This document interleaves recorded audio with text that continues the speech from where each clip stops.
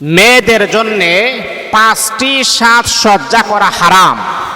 এই মেয়েরা যদি এই 5টা সাজসজ্জা করে তাহলে সে হারাম কাজ করেছেন, আর এটার জন্যে আল্লাহ পাকের আদালতে সে আসামি হবে, সে গ্রেফতার হবে। এমনকি আল্লাহ পাক রব্বুল আলামিন তাকে জাহান্নামী বলে আমার আল্লাহ ঘোষণা করবেন। মা বোনদেরকে আমি দিলের কান লাগায় কথাগুলো শোনার জন্য আমি বলছি, শুনেন মা, আপনার বডি, আপনার চেহারা আপনি সৌন্দর্য বজায় রেখে চলবেন, কিন্তু হ্যাঁ, আপনার সৌন্দর্যটা আপনি ঠিক রাখবেন। আল্লাহ যতটুকু ইসলামের ভিতরে দিয়েছেন ততটুকু আপনি ঠিক রাখবেন, কিন্তু ইসলামকে বিকৃতি করে, আপনার পরিপূর্ণ দেহটাকে বিকৃতি করে এমন সৌন্দর্য আমার আল্লাহ কখনো হালাল করে দেন নাই। মনে রাখতে হবে, আল্লাহ পাকের সৃষ্টি নিয়ে যদি কেউ যদি বিকৃতি করে, মনে করেন আল্লাহ আপনাকে চেহারা দিয়েছেন, কিন্তু আপনি কি করেছেন? অনেক মা বোনের আছে কি করে জানেন? পার্লারে যাওয়ার পরে অনেক ছেলেরা কিন্তু ধোঁকার শিকার হয়ে যায়। যখন আপনি একটা মেয়েকে দেখতে গেলেন, একটা মেয়েকে দেখার পর আপনি তাকে জীবন সাথী বানাবেন, আপনি তাকে আপনার স্ত্রী বানাবেন, কিন্তু কি হয় জানেন? যখন খবর আসে যে পাত্র পক্ষ থেকে আসবে দেখার জন্য, ছেলেটাও আসবে, তখন মেয়েটা পার্লারে গিয়ে চেহারাটাকে এতটাই সুন্দর করে, তার আসল চেহারা আর নকল চেহারা বোঝার কোনো কায়দা নাই। তখন নকল চেহারা দেখে ওই ছেলেটা পাগল হয়, আর ওই ছেলেটা নকল চেহারা এত সুন্দর, এত সুঠাম দেহের অধিকারী, এত স্মার্টনেস, এইরকমটা দেখে পাগল হওয়ার পরে যখন ঘরে আসে, গোসল করে, চেহারা মাঝে যখন পানি লাগায়, তখন বোঝা যায় যে তার আসল আর নকল চেহারা মাঝে কতটা তফাৎ।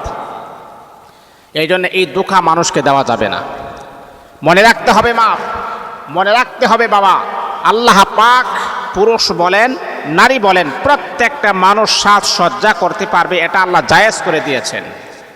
সাহাবায়ে কেরামের ভিতরে অনেক গরিব সাহাবী ছিলেন, কিন্তু তারা সাজসজ্জা করতেন, তারা উত্তম পোশাক পরিধান করতেন, তারা যাকাতের প্রাপ্য, কিন্তু তাদের চেহারা এবং তাদের পোশাক আশাকের ধরন দেখে রাসূল আকরাম তাদেরকে এড়িয়ে চলতেন, তাদেরকে যাকাত দিতেন না।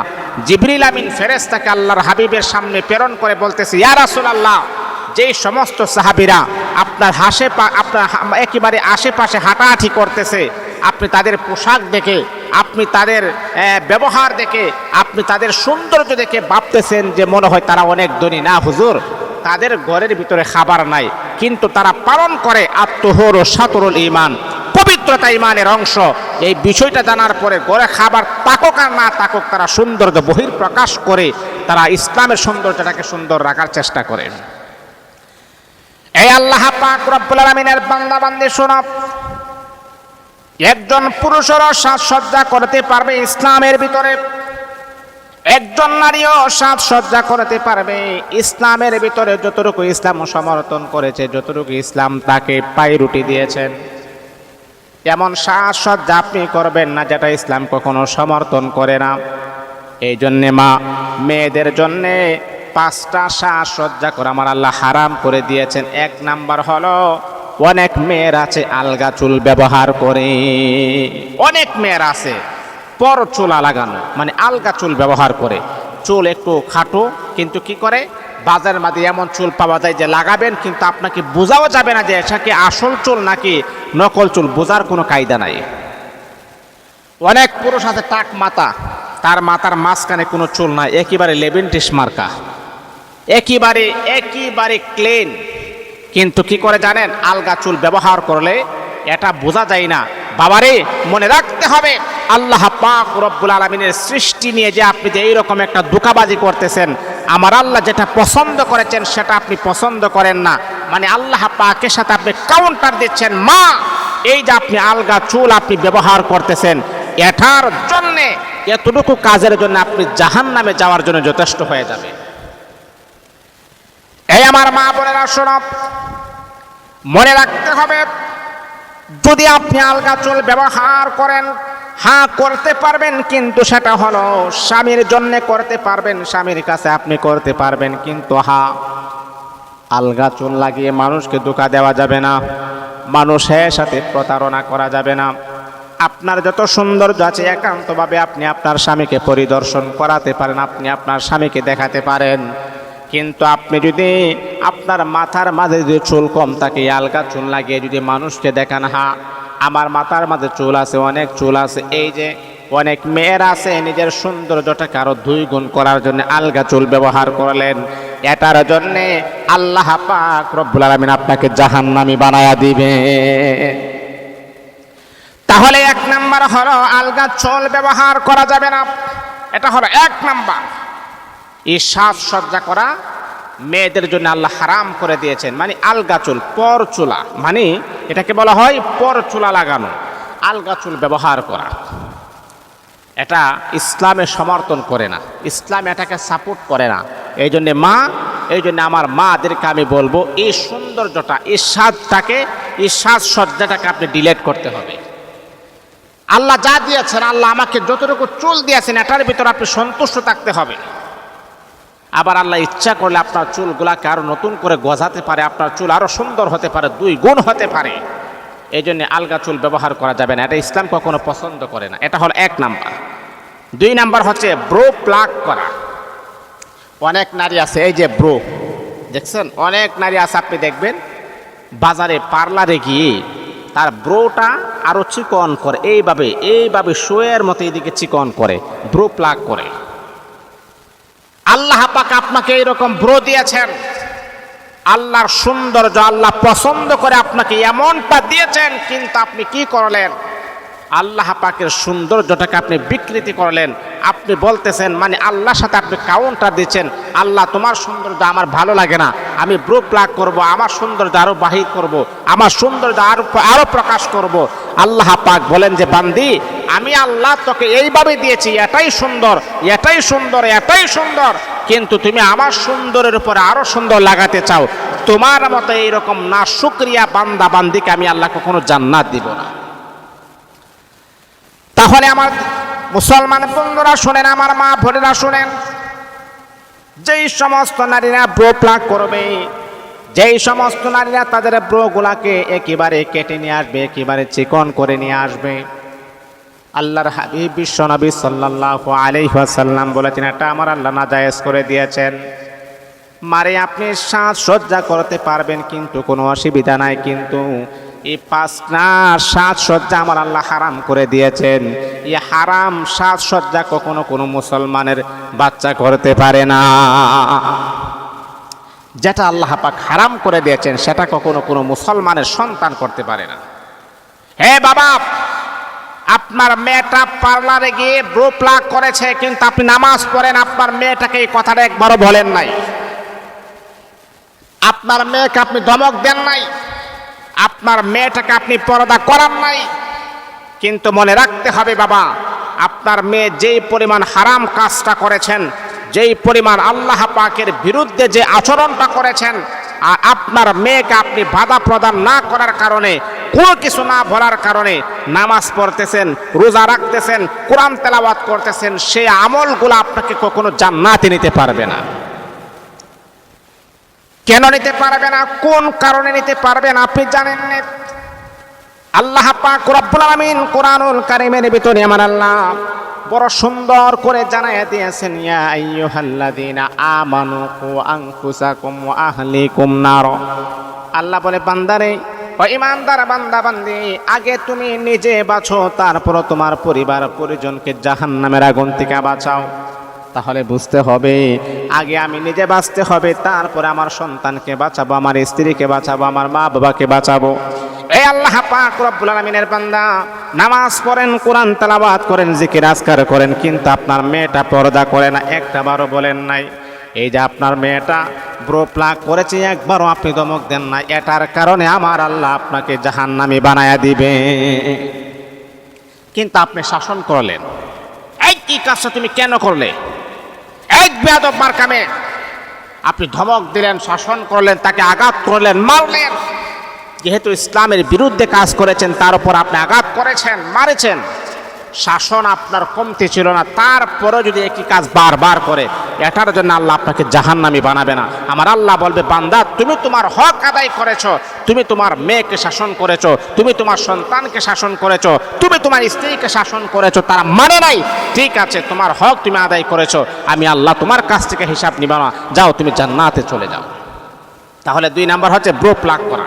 এক নাম্বার হচ্ছে আলগা চুল লাগানো, 2 নাম্বার হচ্ছে ব্রো প্লাগ করা, 3 নাম্বার হচ্ছে ওই যে মহিলারা টিপ লাগানা, টিপ লাল কালো টিপ লাগানা, টিপ লাগানো। ইব্রাহিম আলাইহিস সালাতু ওয়াস সালামকে যখন আগুনে নিক্ষেপ করেছেন, আগুনে যখন ফালিয়ে দিয়েছেন, তখন তার সামনে কিছু নর্তকী মহিলা ছিল। ফেরাউন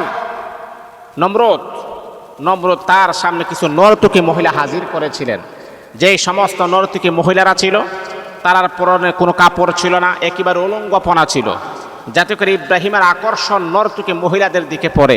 কিন্তু এটা তো আমরা জানি, নবীদের যতই আকর্ষণ থাকুক না কেন, নাজায়েজ হারাম কাজের প্রতি কখনো কোনো নবী তার আকর্ষণ ছিল না, তারা হালাল কাজের প্রতি তারা আকর্ষণ ছিল। হযরত ইব্রাহিম আলাইহিস সালাতু ওয়াস সালামকে যখন নমরুদ আগুনের মধ্যে নিক্ষেপ করেছিল, তার সামনে কিছু মহিলাকে হাজির করা হলো, নর্তকী মহিলা। ইব্রাহিম আলাইহিস সালাতু ওয়াস সালাম যখন তাকিয়ে দেখেন নর্তকী মহিলার চেহারার মাঝখানে, এই যে কপালের মাঝখানে কালো টিপ লাল টিপ লাগানো আছে, এমন অবস্থা দেখে আল্লাহ পাক রব্বুল আলামিনের পয়গম্বর ইব্রাহিম আল্লাহর কাছে দোয়া করলেন, আল্লাহ তুমি ছাড়া বাঁচানোর মতো কোনো ক্ষমতা পৃথিবীতে আর কাহারও নাই। এই যে নর্তকী মহিলা দেখলেন লাল টিপ কালো টিপ, এই জন্যে মুসলমানের বাচ্চাদের জন্য, মুসলমানদের বোনদের জন্যে, মুসলমানের যে ছেলে মেয়েদের জন্য আল্লাহ পাক রব্বুল আলামিন এই টিপগুলাকে আমার আল্লাহ হারাম করে দিয়েছেন। যেই টিপ পরে আমার নবীকে জ্বালানোর জন্য পাগল ছিলেন, সেই টিপ কখনো মুসলমানের বাচ্চা ব্যবহার করতে পারে না। আপনার সন্তানকে আপনি টিপ দিবেন না, লাল টিপ কালো টিপ সেইগুলা কখনো ব্যবহার করা যাবে না। এটা হলো 3 নাম্বার। 4 নাম্বার হচ্ছে ঘণ্টাযুক্ত নূপুর, যে নূপুরগুলা টুনটুনা টুন আওয়াজ করে, ঝুনঝুন আওয়াজ করে না, মহিলারা ঘণ্টাযুক্ত নূপুর পরা মানে চিরন্তন পর্যায়ে আমার আল্লাহ হারাম করে দিয়েছেন ঘণ্টাযুক্ত নূপুর।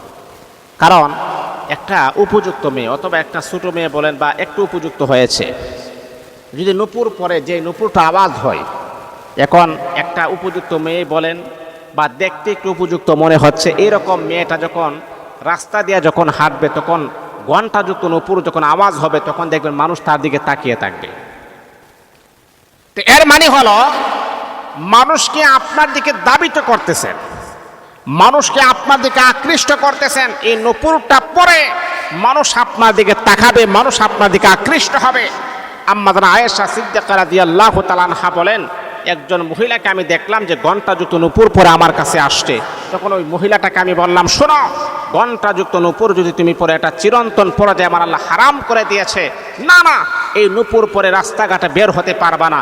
এই নূপুর পরে যদি রাস্তাঘাটে বের হও, মানুষ তোমার দিকে খারাপ নজরে তাকাবে। যতবার তোমার দিকে খারাপ নজরে তাকাবে, ততবার তোমার আমল নামায় জিনাহের গুনাহ লিপিবদ্ধ করা হবে। তাহলে 4 নাম্বার হলো ঘণ্টাযুক্ত নূপুর পরা যাবে না। এই আমার মা বোনেরা, দিলের কান লাগায় কথাগুলো শুনেন। ঘণ্টাযুক্ত নূপুর আপনি কখনো ব্যবহার করবেন না, কারণ হলে এটা হলো পুরুষের জন্য আকর্ষণ। ঘণ্টাযুক্ত নূপুর পরে আপনি যখন রাস্তা দিয়ে যখন বের হলেন, বাজারে বের হলেন, তখন কিন্তু তার আওয়াজের কারণে অনেক মানুষ আপনার দিকে তাকাবে। আপনার দিকে তাকিয়ে অনেকে খারাপ চিন্তা ভাবনা করবে। খারাপ চিন্তা ভাবনা যতজন পুরুষ করবে, ততটা গুনাহ আপনার আমল নামার ভিতরে আমার আল্লাহ লিপিবদ্ধ করে দিবে। এই জন্য ঘণ্টাযুক্ত নূপুর পরা যাবে না। 5 নাম্বার হল পর পুরুষের সামনে কখনো সুগন্ধি ব্যবহার করা যাবে না। শুধু খালি পর পুরুষ নয়, আপনি যখন ঘর থেকে যখন বের হবেন, তখন আপনার গায়ে সেন্ট সুগন্ধি এইগুলা ইউজ করতে পারবেন না। একজন নারী যখন ঘর থেকে বের হবে, পর পুরুষের সামনে যাবে, অথবা মার্কেটে যাবে, অথবা বাজার সদাই করার জন্য যাবে, রাসূল আকরাম সাল্লাল্লাহু আলাইহি ওয়াসাল্লাম বলেছেন যে তোমরা সুগন্ধি ব্যবহার করে কখনো ঘর থেকে বের হইবা না। যদি তুমি সুগন্ধি ইউজ করো, ব্যবহার করো, তুমি তোমার ঘরের ভিতরে তোমার স্বামীকে দেখানোর জন্য, তোমার স্বামীকে তোমার সৌন্দর্য পরিদর্শন করানোর জন্য তুমি ঘণ্টাযুক্ত নূপুরও পড়তে পারবা, সুগন্ধি ব্যবহার করতে পারবা। এইগুলা তুমি তোমার স্বামীর জন্য একান্তভাবে করতে পারবা। অনেক নারী আছে, আরে বাবারে কি সুগন্ধি ব্যবহার করে রাস্তা দিয়ে বের হয়, মানুষ তাক লাগিয়ে থাকে, হ্যাঁ কি গ্রান লাগাইছে, স্বামী মনে বিদেশ থাকে। চিন্তা করছেন? হ্যাঁ, না মা, আল্লাহর আইনকে বই করুন, আল্লাহর আইনকে বই করুন, আল্লাহর বিধানকে বই করুন। তা না হলে আপনার জীবনটা অশান্তির জীবন হয়ে যাবে, আপনার জীবনে দুঃখ লেগে থাকবে, আপনার জীবনে কষ্ট লেগে থাকবে। আপনি কখনো আল্লাহ পাকের এই বিধানটা যদি আপনি অমঙ্গল করেছেন, বিধানটাকে আপনি অবজ্ঞা করেছেন, এটার শাস্তি আপনি তিলে তিলে আপনি পাবেন। এই জন্যে আমি আপনাদের কাছে বলবো, এই যে মা বোনদের জন্যে, মহিলাদের জন্যে, নারীদের জন্যে 5টি সাজসজ্জা করা হারাম।